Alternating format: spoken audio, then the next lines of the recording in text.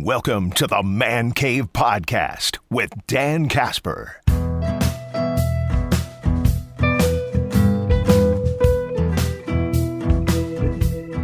What's up, everybody? Welcome to this episode of the Man Cave Podcast, brought to you by our good friends from Hy-Vee and Toyson Ford.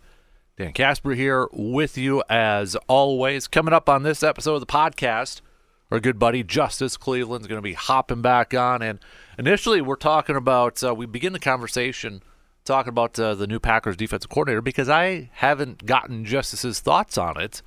And it developed into a conversation about the direction of college sports in general, because you're starting to see some college coaches either leaving, retiring early, or in college football at least, head coaches like the Packers, their defense coordinator was a head coach at a college program. And reports of Chip Kelly really wanting to come back to the NFL as an offensive coordinator, and he's the head coach at UCLA. Cliff Kingsbury leaving college to come back to the NFL as offensive coordinator. So developed into a conversation about where things are going in the college game, specifically in the coaching level. So take a listen to that. That's going to be in the second half here. But to begin things off with the podcast, it is Super Bowl week here. We'll have more talk about Super Bowl as the week goes on. But kind of recapping some of the stuff that happened over the weekend, and really when you're looking at it from a Wisconsin sense, it's kind of hoops. Badger basketball falling again to Purdue. I should say falling again this time to Purdue. It was a battle. It was tight throughout, but the Badgers not able to get it done. They're probably going to be outside the top 10 rankings.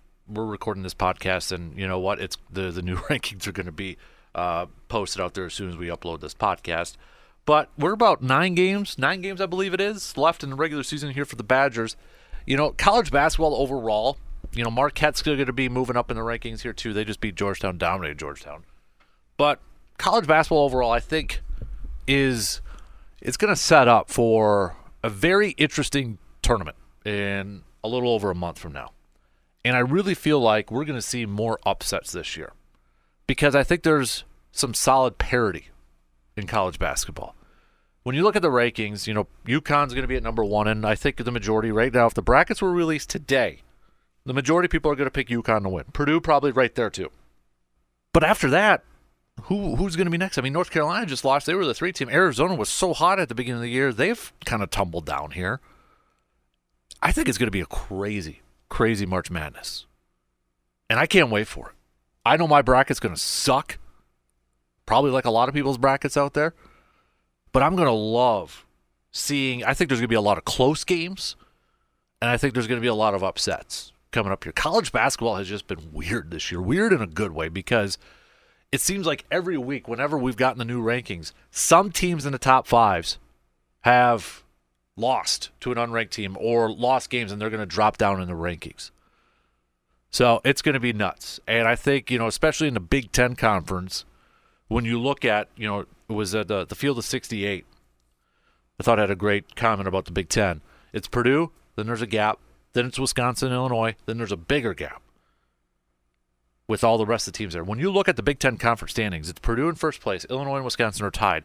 Then you've got like 8 teams, all within a game of each other for like 4th. And when it comes to the conference tournament, that's a big difference with buys and such. It's going to get crazy in this final month here. It's going to get nuts. College basketball is in a good spot right now, I think, in terms of parity and seeing all these teams kind of battling it out right now. NBA-wise, Bucks, 1-3 in the Doc Rivers era. Bounce-back victory against Dallas. Come-from-behind victory against Dallas. Got the first win. But then it just got ugly against Utah. It looked like they were going to get another win, 2 wins in a row. Move to 2-2 into the Doc Rivers era, if you will. But being outscored by the Utah Jazz 40-13 in the fourth quarter, that's inexcusable. That is bad. And that's ugly. And we got the NBA trade deadline coming up here in just a few days on Thursday. We're recording this on Monday, so we'll see the deadline on Thursday.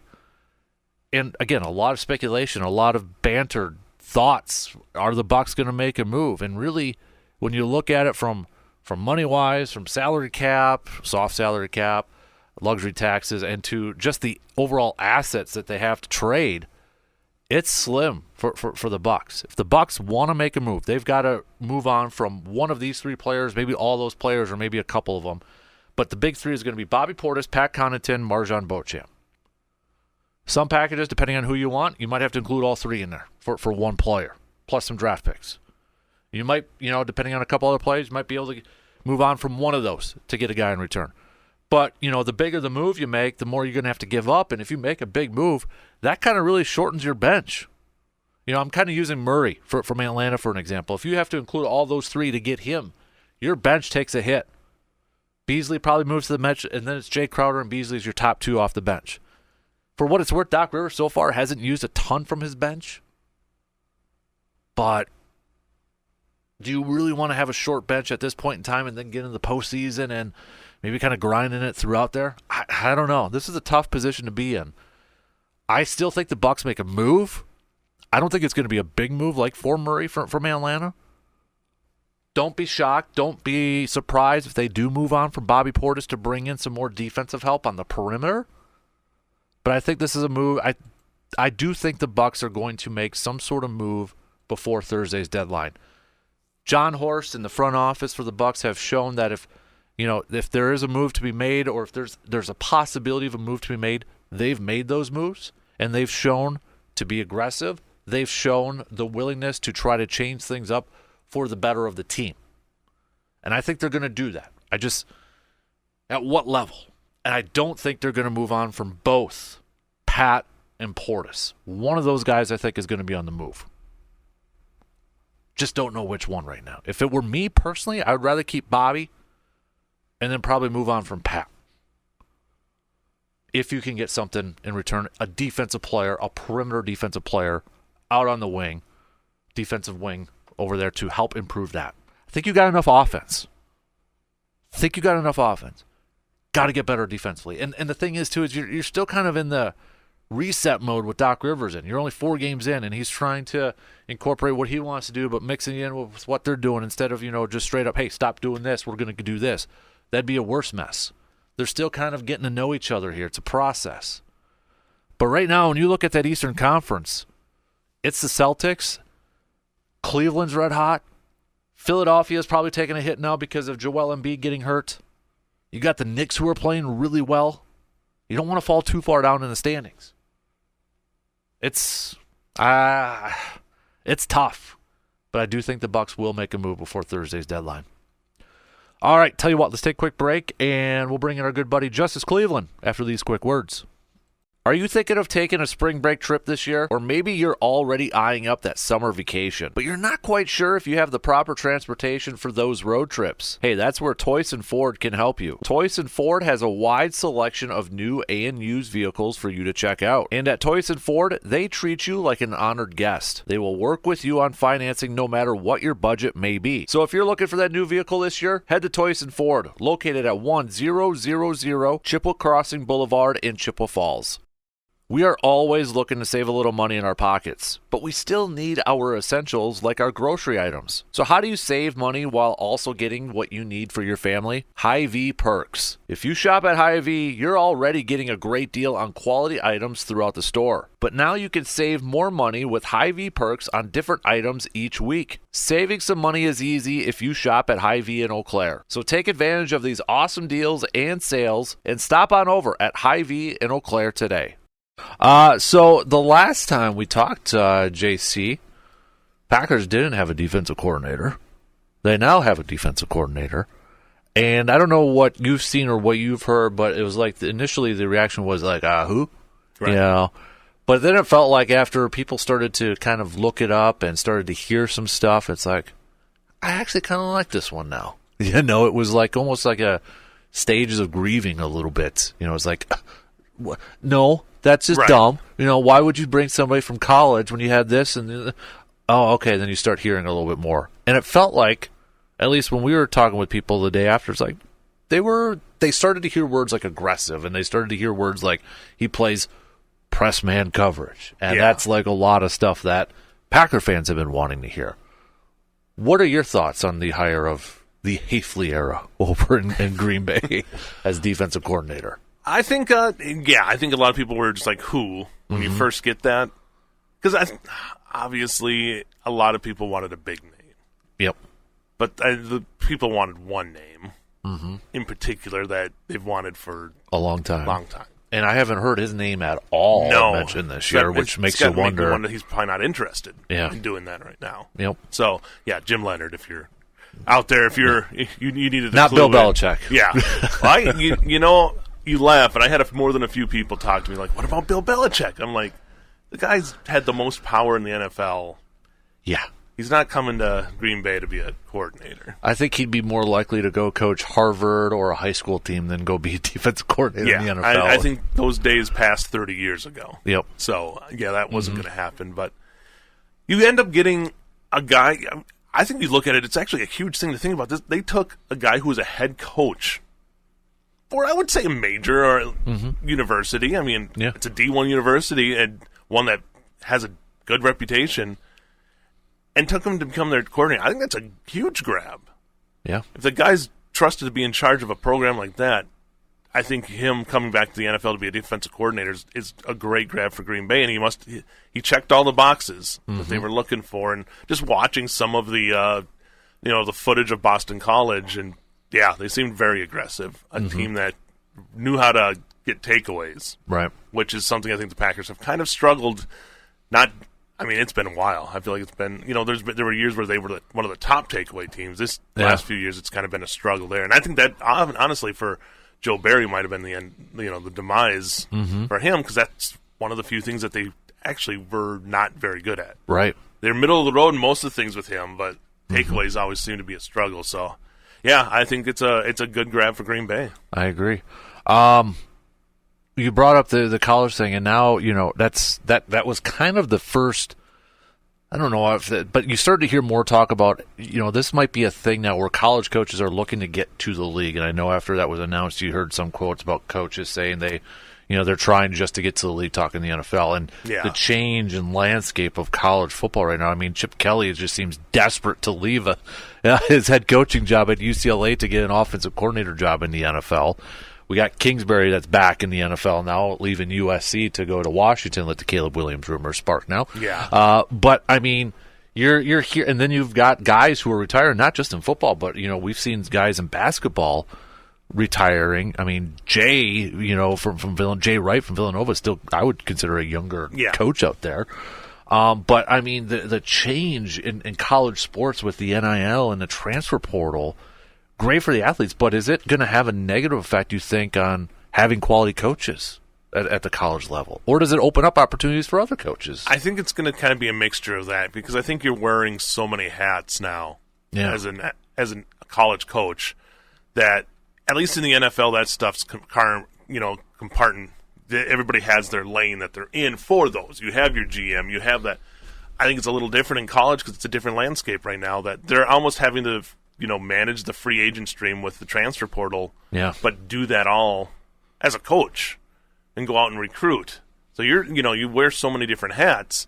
When you go back to the NFL, you can basically focus on what you need to focus on. You go, if you go from being a head coach at Boston College to where you're wooing and having to fly around to going to be a defensive coordinator where you can watch film, bear down, and really figure out that part of it, I think that makes a difference. And if you're going to get about the same money, I think the NFL, honestly, is probably the easier choice of the two, because you can really just focus on what you're doing, where in college, really, you have to be wearing so many hats right now. And I know some teams have started this, it was a couple years ago, but could we see potentially some more teams? Yeah, this is the person I was thinking of. Remember Alonzo Highsmith with the Packers, front office guy? He's the official title now is general manager for the Miami Hurricanes. Right. Could we see more colleges, or should more colleges employ that? It's a little different from athletic director. Athletic director, I would say, is maybe like vice president or like the president of teams or something like that. But the general manager is like the person that maybe does the scouting. Kind of like we see in NFL or basketball, like looks for those prospects and try that. They're the recruiting person essentially. So you're allowing your coach to kind of really focus on football. I mean, if this NIL money is going to really flow in there as much as it is, they almost have no choice. Mm-hmm. Like, you have to almost manage it like a professional sports team. Yeah. So, and that's where I think you could, you know, they floated out that idea that you might have to have another tier of college football for these teams that can afford to do that to the teams that can't. Right. Like, you know, it's to a point where some of these teams in the, you know, the SEC, the Big Ten, the amount of money going into those programs to run the football and all that stuff, that it's a professional team. Yeah. And like these smaller, middle, I don't know what you want to say, like the smaller conferences, the non-major ones are going to have a tough time competing in that landscape.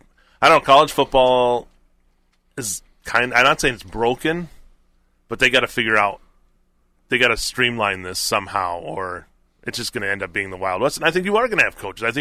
I'm sure Nick Saban, it had to do, this all had to do with something with him probably stepping away too. Yep. I mean, just, it's so much on their plate right now. You probably do need a general manager. You need a scout. I mean, you already have recruiting coordinators and stuff, but these staffs are going to just get larger and larger. The costs are going to get more and more, and you're really going to price some of these teams out of college football. So, here's the thing: college football created its own its problem itself. Mm-hmm. You held back the floodgates for so long, instead of just letting this maybe trickle to where it would be, you know, the name, image, and likeness stuff. If this happened 20 years ago and you said, okay, you could probably start doing that, now it's just like the Wild West. Right.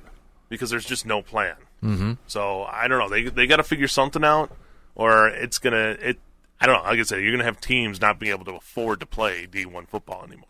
And, you know, what was it on Friday? The news broke that the Big Ten and the SEC were meeting to form like an advisory committee, which now has people wondering, oh boy, you know, is these two conferences going to form and like kind of say bye-bye to the NCAA?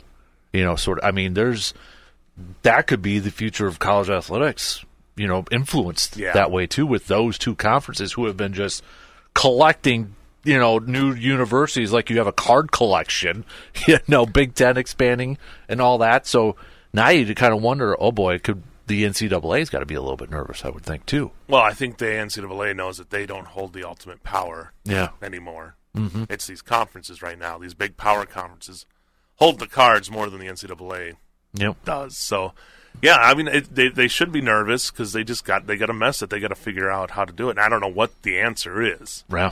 I really don't. And now the thing is, like, you look at the basketball and you don't see, it doesn't seem like there's that much panic when you look on the basketball end side of things. Mm-hmm. Is it just because the amount of money that's going to these football teams is just more outrageous than it is for basketball? I don't know. It just doesn't seem like there's as much of, you know, obviously people talk about the transfer portal in basketball, but it seems like football, it seems like a bigger mess than it is in basketball. You're seeing guys, I think, in football almost a couple times.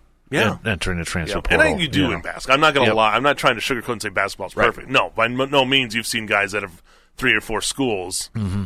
But that's also, I mean, if you're an athlete, now you have a choice. Yeah. And that's the tough thing, I think, for people to accept is that true amateurism is gone.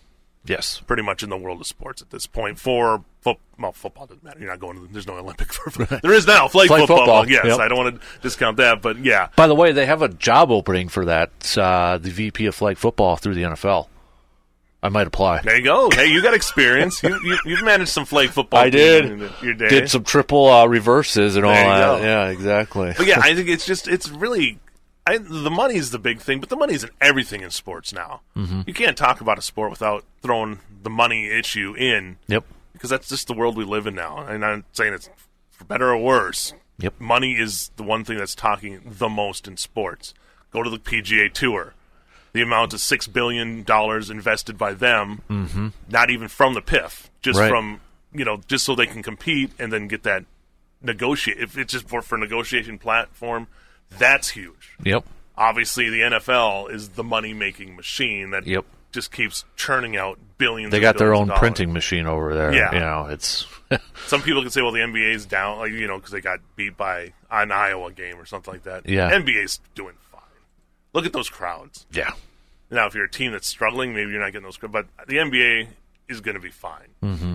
Baseball is still throwing money hand over fist at guys. Yep. More than any other sport, they're still throwing $700 million to a dude. Yeah. You know, and we're not even getting worldwide where soccer money is insane. So I mean, unfortunately, the day we live in is just dollars and cents drive everything right now, and we're seeing it trickle into the college sports world. Yeah. Not even trickle, just deluge coming in there, and they don't know what to do. Isn't it kind of, wasn't that long ago, Justus, where we were talking about like NFL coaches or coordinators in the NFL going to the college level for head coaching jobs? I mean, I remember when McCarthy was coaching in Green Bay, there was a rumor that Texas wanted him, and he had a home in Texas, so there was that rumor, like, could he leave Green Bay to be the Texas Longhorns coach? And, you hear all these other coaches.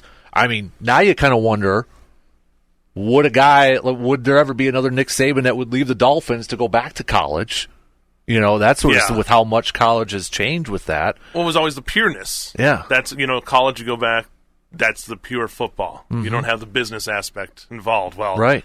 If you're a D1 coach, that business aspect is huge. Yep. I'm sure it is, D2, it's in there, not as much. So D2 and D3, I think if you really wanted to go back to more pure football, right, those are going to be the two avenues you go to. But right now, or a smaller D1 school. But if you want to be at one of those major conference D1 football teams, it's a business. Yeah. It's a big business now. I mean, you look at Alabama, too, because after Saban, retired, and they bring in really good coach, but there was how many kids like, nope, we're going to go in transfer portal now. Yeah. There's like, nope, we're going to go somewhere else.